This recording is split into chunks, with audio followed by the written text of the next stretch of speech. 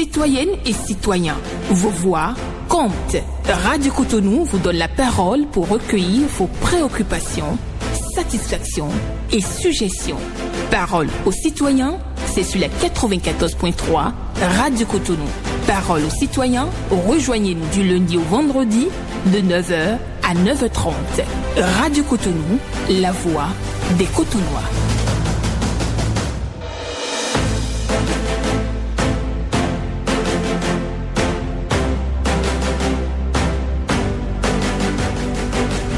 Parole aux citoyens.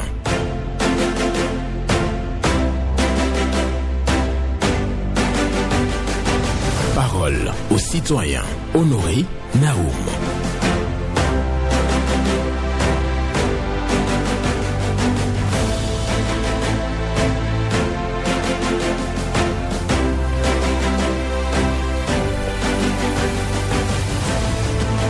Il existe deux leviers pour faire bouger un homme, la peur et l'intérêt personnel.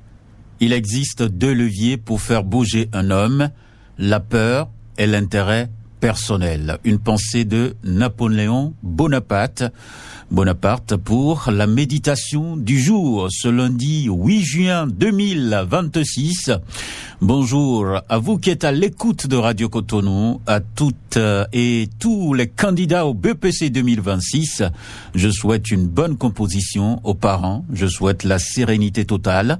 Le sourire sera bientôt sur les lèvres. Vos préoccupations, satisfactions et suggestions sont attendues au numéro 01 68 87 67 00 pour les femmes ou le 01 50 52 52 73 pour les hommes. Pas d'attaque personnelle, vous le savez. On prend la parole ici en toute courtoisie. Ghislain Bangba sur la mise en onde, Michel Ounou pour le point et la présentation, Honoré Naoum. Je rappelle la pensée du jour pour vous. Il existe deux leviers pour faire bouger un homme, la peur et l'intérêt personnel. Napoléon Bonaparte pour votre méditation. Le premier intervenant ce matin, on va le prendre. Bonjour. Bonjour, excellent journaliste, monsieur Naoum, notre Alain Foucault, sans oublier son technicien Ghislain ce matin, et merci pour la méditation. Oui, Paul Chaudatan. Que Dieu te protège les membres de nos ancêtres. Amen. Ma première préoccupation, je vais demander à l'excellence Wanaï, nous sommes vos yeux, vos oreilles. Les questions que je voudrais énumérer ce matin, monsieur Naoum, concernent la prise en compte de nos jeunes filles de pays jusqu'en classe de terminale. Mais monsieur Naoum, faites un tour sur les chantiers, chez les vulgarisateurs, sur les aides-maçons, dans plusieurs secteurs, et prenez en compte aussi le marché d'entreprise, ces enfants abandonnés, ces jeunes déscolarisés qui sont abandonnés. Je veux qu'on élargisse la scolarisation de ces enfants-là chez les garçons aussi, parce que les garçons sont pénalisés. Donc il n'ont qu'à, j'attire leur attention sur ça.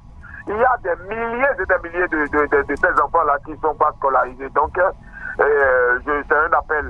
L'autre sujet concerne notre honorable député. La loi sur l'embauche. La loi sur l'embauche. Revenez sur cette loi-là, même si c'est promulgué par le gouvernement de son excellent Patrick Talon, parce que c'est nos enfants que nous voulons protéger. Nous avons déjà réalisé, M. Naoum. Mais protégeons nos enfants face à cette loi-là. Qu'on passe big rouge dessus, que ce qui est le relecture de cette loi-là. Et pour terminer, les sachets plastiques. Si on ferme les portes à ces sachets plastiques-là, M. Naoum, nos citoyens ne vont pas les trouver à les sécuriser. Il y a une loi votée, promulguée par le gouvernement. Si on arrête les médicaments, si on a encore sorti des notes de choses là pour les produits de cosmétiques, mais prenez ça, c'est dangereux pour notre pays, pour préserver un meilleur environnement pour nos enfants. Prenez vos responsabilités. Merci à vous, monsieur Naoum, pour vous remercier. Bonne journée, plus que Dieu nous garde. Voilà, Paul Chaudatan qui continue sa sensibilisation autour de l'utilisation des sachets plastiques et qu'il faut véritablement interdire, d'autant plus que nous avons une loi déjà. Il demande aussi de procéder à la relecture de la loi sur l'embauche. C'est une préoccupation qu'il a évoquée ce matin, donc message est envoyé aux honorables députés à l'Assemblée nationale. Il parle aussi des jeunes garçons qui sont abandonnés, déscolarisés, et demande à ce que l'État puisse véritablement faire quelque chose pour l'insertion donc de ces enfants-là dans le milieu scolaire. C'est sa préoccupation aussi ce matin. Merci à vous, Paul Chaudatan. Un autre se positionne. On va le prendre. Bonjour. Monsieur Naoum, bonjour. Théodore Onsa. Merci Merci beaucoup. D'accord. Monsieur Naou, j'ai deux préoccupations pour que mon temps va permettre. Je voudrais dire au gouvernement actuel de faire tout possible pour... Il y a la loi, mais de continuer à prendre la loi encore pour intelligence artificielle, ou bien comment on dit là. Vous pouvez m'aider. Allô? Oui, vous parlez de quoi? Intelligence artificielle qui est venue maintenant là. Oui, comment on dit là? L'IA. Il y a la loi. Il y a, d'accord, il y a, merci beaucoup pour que vous m'aidez là. Et toi, l'État doit voter la loi fort, sinon, ce qu'on va maintenant là, ce n'est pas bon du tout. Tu vas voir votre ami apporter crédit complètement pour dire je suis un militaire ou je suis un gendarme. Donc c'est l'intelligence artificielle là qui fait, il y a avant même de continuer de faire la loi. C'est qu'on voit là, ce que tu ne peux pas faire, on doit dire c'est toi qui as fait là. Et la loi doit faire fort quoi. Je ne sais pas si vous me comprenez ce que j'ai dit là. Oui, oui, je comprends très bien. Elle doit faire tout pour donner la loi. Si vous faites rester en prison. Et pour finir, on doit dire à notre maman, surtout celui qui a pas mal à la maison, pour dire, on doit commencer par refuser l'argent. Ils doivent commencer par refuser l'argent, surtout les femmes. Si vous avez une femme à la maison, tu ne peux pas refuser l'argent, sinon c'est en prison. Hier, on m'a appelé pour dire de donner le numéro du commissaire. Et je t'ai donné à cause de l'argent refuse là. Si ta femme, si il refuse l'argent, c'est en prison. C'est ma préoccupation. Très bonne journée. D'accord. Merci beaucoup à vous. Théodore Moussa qui sensibilise ce matin les bonnes dames qui refusent donc l'argent. Il y a déjà une loi, donc il ne faut pas tomber donc sur le coup de la loi. C'est ce qu'il nous fait comprendre. Donc ne refusez pas l'argent. C'est pas à vous de statuer de la validité et donc par rapport à un billet si c'est usagé ou pas. Voilà, donc faut pas faire des atteintes contre les signes monétaires. Voilà, une expression économique. Voilà, Théodore Moussa qui demande aussi par rapport à l'intelligence artificielle, il demande aux gouvernants de prendre des lois en même temps pour cadrer cette affaire, parce que bon, il craint qu'il y aura donc beaucoup de dérives. Donc, il demande à ce que véritablement les gouvernants, il demande à ce que les gouvernants prennent des dispositions, des lois pour cadrer l'utilisation de l'intelligence artificielle. Voilà, bonjour. Bonjour Honoré. Mémé Pessou. Comment tu vas? Non, moi je suis fâché contre toi. Ah bon? Jamais après quelqu'un. En tout cas... Et puis tu oublies tout le monde. D'accord. Daryl est en train de sourire de l'autre côté. Je suis au garde à vous, je vais bien, je rends grâce à Dieu. Ça va, vous vous portez bien aussi, non? Oui, tout le monde va bien, tout le monde va bien. D'accord. Ok. Je vous protège. Amen, amen. Oui. Nous vous écoutons. Bon, oui, je suis là ce matin encore. Je voudrais parler de l'école primaire de Volinda. Oui. Benjamin, ça fait pitié. Le mur là est tombé, c'est-à-dire que je peux dire la clôture est tombée depuis plusieurs années. Et jusqu'ici, chaque fois, elle est remplacée par la paille. Mais si vous voyez cette école, dans quel état, l'école où j'ai eu à travailler aussi, mais c'est vraiment misérable. J'implore les autorités d'aider les parents d'élèves à refaire, à reconstruire cette école. Parce que quand il pleut, l'eau quittant les Nadjo passe devant l'eau de ruissellement quand il pleut. Ça passe devant cette école et vraiment forme une mare dans la cour. Moi, je me demande comment les enfants seront ce matin pour la composition. Vraiment, c'est triste. Les gens disent que je parle trop. Je ne dis que la vérité. Effectivement. Chacun doit jouer sa partition dans cette société. Il faut des gens pour dénoncer, pour éveiller la conscience sur un certain nombre de problèmes. Et c'est ce que vous faites. Maintenant, je reviens à l'hôpital de Porte-Novo. J'avais parlé de la route qui passe devant cet hôpital. Maintenant, je vais derrière. C'est encore un calvaire. Derrière l'hôpital aussi, vraiment, c'est de la brousse. La brousse, il y a une parcelle là qui est remplie d'herbe. Et quand vous passez là la nuit, ce sont les serpents qui vous chassent. D'accord. D'accord. Aide-moi. Ok. Merci beaucoup à vous. Merci. Excellente journée à vous, Mémé Pessou. Mémé Pessou qui nous amène bien entendu à l'EPP de Olinda et qui dit, nous sommes bien entendu à Porto Novo, infrastructure précaire totalement dans ce centre de formation. Les enfants qui sont en difficulté, il va falloir donc reconstruire les bâtiments au niveau de ce centre de formation ou d'apprentissage. Il s'agit bien de l'école primaire publique de Olinda. Et aussi derrière le CHDO, il y a de la broussaille. Quelqu'un là? Bonjour.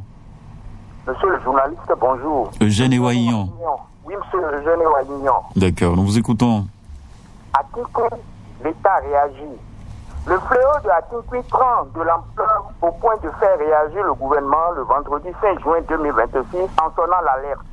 Derrière ce nom de rue, il y a surtout le tramadol, un médicament détourné, consommé par nos jeunes à des fins récréatives. Résultat, dépendance, troubles mentaux, corps détruit, l'avenir d'une génération en jeu.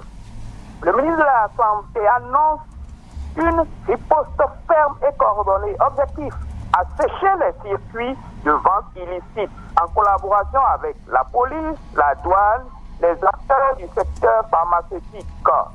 Dans les pharmacies légales, le tramadol reste un médicament strictement encadré. Pas d'ordonnance, pas de délivrance. La règle existe, elle doit être respectée. La répression ne suffit pas. C'est toute la société qui est concernée. Famille au pluriel, école au pluriel, leader communautaire au pluriel, médias au pluriel. Chacun a un rôle. Le gouvernement du président Romia Wadani envoie un signal fort. Protéger notre jeunesse n'est pas une option, c'est un devoir. La bataille est lancée. Elle sera dure, mais elle reste nécessaire. Excellente journée à vous. Voilà. Bonne journée à vous, Eugène Ewaignon, qui est aussi un mot de sensibilisation par rapport à la consommation de tramadol par les jeunes. Il y a tout simplement danger et il va falloir donc mener une répression appropriée, continuer à sensibiliser pour bien entendu sauver la jeunesse parce que le tramadol c'est pas un produit qu'on peut consommer n'importe comment et le message est clair et envoyé par Eugène Ewaignon qui salue donc une détermination dans ce domaine-là pour lutter contre la consommation abusive de tramadol. C'est un danger. Retenez ça. Il existe deux leviers pour faire bouger un homme. La peur et l'intérêt personnel. Donc, quand vous mettez la peur devant un homme, ou bien quand vous lui montrez, quand il comprend très bien que son intérêt personnel est en jeu, alors là, oui, il va bouger tout de suite. Bonjour. Bonjour, Monsieur Benjamin Honoré Naoum. El Hadj Ramanou Badamassi. Affirmatif. D'accord. Monsieur le journaliste, je voudrais prier humblement le président de la République de bien vouloir instaurer une journée de bon voisinage. À travers cette journée, les voisins vont briser certaines rancœurs et la convivialité qui va y être sera le ciment de vivre ensemble des Béninois. Reconnaissons-le, ces dernières années, les Béninois sont divisés. Ils ne sont plus unis. La politique nous a divisés, opposés, voire même nous a mis en antagonisme. Cette journée a activé la capacité à se parler, à parler à son prochain et à booster l'amour du prochain, gage d'une confiance réciproque qui a déserté le forum depuis des années. La phrase, je cite, « Il n'est pas avec nous » sera définitivement bannie du vocabulaire des Béninois. Cette phrase qui, pendant longtemps, constitue le terreau pour la médisance, la calomnie et la fumisterie des mots qui ont véritablement saccagé le tissu social. C'est d'ailleurs pourquoi j'applaudis dans une certaine mesure la trêve politique. Les pêcheurs en eau trouble vont chômer. Je vous remercie. La suite dans un autre numéro. D'accord. Merci beaucoup à vous. Ramanou Badamassi, El Hadj Ramanou Badamassi, qui parle de l'instauration d'une journée de bon voisinage. Il envoie le message au président de la République. Il faut instaurer cette journée-là pour que les gens puissent se parler dans leur environnement immédiat. La division de la politique est là, la politique a créé plutôt la division, médisance et autres. Il salue la trêve politique et qui peut aider bien entendu à ce que les personnes qui utilisent donc les médias pour s'attaquer véritablement, que ces gens-là puissent trouver repos et que l'instauration de la paix puisse être de mise. Donc, une journée de bon voisinage. C'est ce que dit le pré El Hadj Ramanou Badamassi. On va prendre un autre bonjour. Mon cher Naoum, bonjour. Valentin Ayonou. Oui, je réponds. D'accord.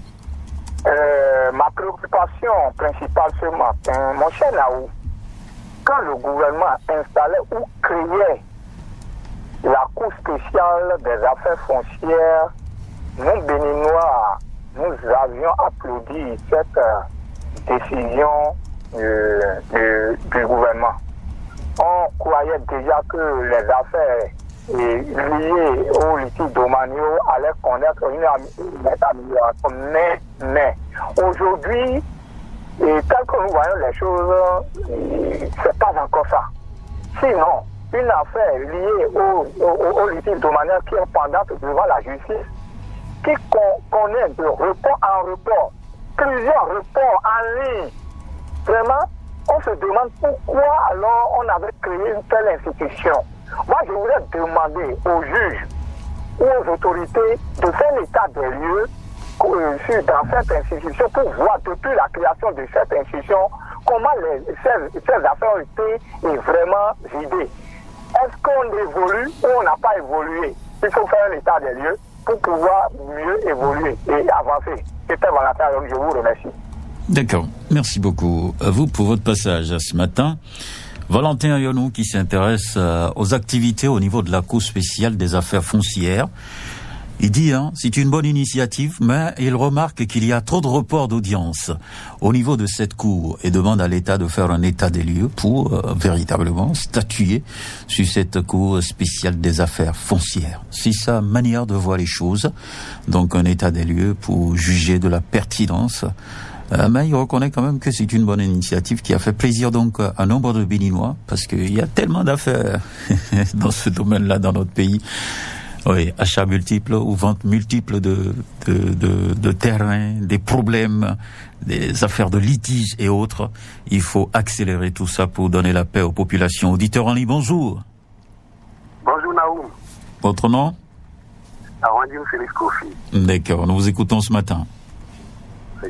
Il y a deux préoccupations ce matin. La première, depuis le mois de septembre 2025, la SDA une extension dans notre zone à Sévier. On croyait être aux anges en décembre pour fêter dans la lumière. Mais hélas, dans 3 jours, la Coupe du Monde, c'est toujours le statu quo. Nous sommes toujours dans le noir. Nous demandons humblement aux dirigeants de la de venir nous aider pour jouer un peu de la Coupe du Monde dans la lumière. Deuxième préoccupation, l'émission Covid Cléo. Bon, nous demandons une rediffusion. Sinon, samedi 20h à 21h, une seule émission, là, ça ne nous suffit pas. Merci beaucoup, M. D'accord. Merci beaucoup à vous. Lui qui vient ce matin, Monsieur Arwandino Félix, qui parle de la SVE, qui a fait une extension dans une zone dans la commune d'Abomey-Calavi, Javier, si j'ai bien compris. Mais jusqu'à présent, les populations ne sont pas raccordées pour avoir l'électricité. Alors que dans quelques jours, il y aura donc la Coupe du Monde. Donc si la SBE peut vite faire et connecter ces familles pourront donc vibrer au rythme de la Coupe du Monde de 2026. Voilà sa préoccupation. Et il nous amène aussi sur Radio Cotonou pour parler de l'émission Rovi Clem. Il souhaite une rediffusion. Votre préoccupation serait étudiée par le service des programmes. En accord, bien entendu, avec la direction. Bonjour, auditeur en ligne. Bonjour, monsieur le journaliste. Gervais José. José, je vais encore depuis Yemi Kodji. D'accord, nous vous écoutons. Commence par le problème de l'expropriation d'Akor Sougbeta. L'État a déjà pris le site et on a même installé déjà c'est-à-dire les cités administratives. Et depuis ce temps, On nous a pris nos conventions depuis pour nous régler des problèmes. 3 ans, 4 ans. Même s'il y a un problème sur le site, l'État est en droit de régler cette histoire au détriment de ses citoyens. C'est aux citoyens d'aller régler. Et je pense que l'État est en continuité. Nous allons demander au président Waraï d'y impliquer pour que ces citoyens puissent savoir de quoi ils ont droit. Nous avons investi là, cotisé, rester bien, pouvoir payer. Et on ne peut pas l'avoir maintenant dans une république. Il va falloir le faire. Et je reviens sur le problème des ministres conseillers. Je pense que le président Talon a dit que ministre conseiller, c'était une batterie pour pouvoir aller aux élections. Ça ne devrait pas faire une école parce que il y a le poste des conseillers techniques. Alors, si il y aura les ministres conseillers, mais il est sur la ministère en tant que conseiller technique pour que la caisse de l'État ne souffre pas. Je reviens sur le problème de Yemi Kodji. Il va falloir jeter un coup d'œil. Nous le demandons aussi à du 12e arrondissement de regarder sur la traversée de Yemi Kodji. Nous sommes à côté de Cotonou. Ceux qui sont dans les rameaux pensent que nous sommes bien. Venez à Yemi Kodji pour voir. Et nous sommes à côté et les gens pensent que nous sommes bien. Nous ne sommes pas bien lotis. Il va falloir la traversée du Yemi Kodji a bien tout déclaré tellement c'est difficile pour les faire. Alors il va falloir regarder cela pour le bonheur des citoyens. Merci beaucoup à vous, Gervais Jossé, qui vient ce matin pour parler du dédommagement des sinistrés à Arrossougbeta. Voilà, c'est ce qu'il nous dit, hein, Arrossougbeta. Donc, dans cette localité-là, il y a eu expropriation des terres et l'État donc travaille à valoriser cette zone, mais les sinistrés donc espèrent toujours le dédommagement. Et aussi, les ministres conseillers, lui, n'en veut pas du tout. Il demande à ce qu'on puisse réduire les dépenses politiques. Et donc, nommer des gens à ce poste-là, il vaut mieux les envoyer en tant que conseillers des ministres au niveau des ministères et non pas des postes de ministres conseillers. Et il parle de la traversée de Yemi Kodji. Pour lui, c'est une priorité absolue. Il va falloir faire une bonne voie pour traverser ce quartier-là. Il existe 2 leviers pour faire bouger un homme, la peur et l'intérêt personnel. Napoléon Bonaparte. Bonjour. Bonjour, monsieur Naum. Oui. Loubogan, bienvenue. Merci beaucoup, grand frère. D'accord. Je suis à Didier Lapon de mon occasion, Maire Couturier. D'accord. Ce matin, je voulais demander à Maire de Cotonou de faire tout possible de nous aider à ce avancement. La vente de Rounokaou, ça fait 8 ans. Les poteaux n'allument pas. Et ça coûte beaucoup de sécurité dans la nuit. S'il te plaît, monsieur le maire, faites tout possible de nous aider. J'ai certain de faire le temps de maire s'il doit une enfant jusqu'à s'il ne réagit pas. Encore le maire, monsieur Luc, c'est un diable locaux. Lorsque vous êtes venu me faire, je sais que vous me réagir de faire ça. Et je suis très content avec vous. Parce que lorsque je fais plus un peu dans la nuit, je t'assure pour rien. Nous sommes en sécurité totale à Didier Lavon pour nos cailloux. Les dogs viennent casser certaines boutiques en temps. Donc, s'il y a le poteau là-bas, je vois qu'il ne veut pas même passer à la 6e arrondissement de faire le truc comme ça là, pour casser certaines boutiques, pour me retirer. Je vais voir directement le Carrefour Segement. Il y a un grand tour là-bas. Lorsqu'il pleut aussi, il ne pleut pas aussi arriver là-bas. Toutes ces inondations. Et il est parti verser le lot sur l'eau, habiller sur les motos. Et ça coûte beaucoup de problèmes sur le Carrefour. Merci, monsieur Jonas. Agréable journée à vous. D'abord. Ok, bonne journée à vous aussi. Hein. Loubogan, bienvenue, qui nous appelle devant Rounogan. À Didier, dans le 6e arrondissement de Cotonou, il dit que les lampadaires ne sont pas fonctionnels et quand il pleut, il fait nuit. Donc, dans cette localité, il y a des malfrats qui opèrent la nuit. Donc, il va falloir apporter la lumière pour repousser les hors-la-loi qui traversent bien entendu ce quartier la nuit pour opérer. Et aussi la dégradation de la voie au niveau du carrefour Sogema. On prend encore un tout dernier pour finir cette émission. Bonjour. Monsieur Honoré Benjamin Naum, bonjour. Bonjour à vous, Solange Koukui. Merci bien, monsieur le journaliste, c'est moi. D'accord, nous vous écoutons. Je suis le technicien du jour. Ok. Et j'ai une seule préoccupation. Je ne sais pas si vous venez à Papa. Et si vous quittez la ville là-bas, descendez sur le nouveau pont. Pour aller vers le marché d'Antopa. Obscurité là, totale. c'est l'insécurité. Nos autorités n'ont pas fait quelque chose depuis que nous crions. Comment si ce pont-là, il n'y aura pas de lampadaire? Et c'est pas bien. Alors que les dogs, tout là, c'est ça, ce réfugié-là. Nous demandons à la mairie de Cotonou, la DSC, de faire quelque chose aux habitants d'Apapa et les riverains de ce pont. Merci, monsieur le journaliste. C'était Solange Foukoui. Très bonne semaine à vous. Merci beaucoup. Votre message a été déposé et enregistré et les autorités sont à l'écoute.